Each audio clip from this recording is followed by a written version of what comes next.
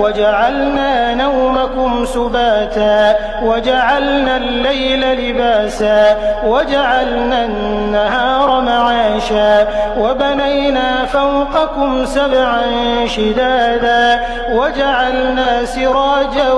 وهاجا وأنزلنا من المعصرات ماء ثجاجا لنخرج به حبا ونباتا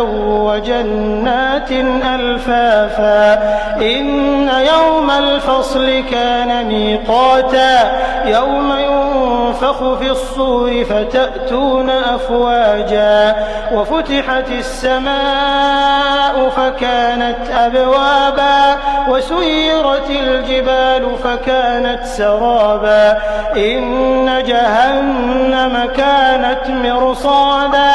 للطاغين مآبا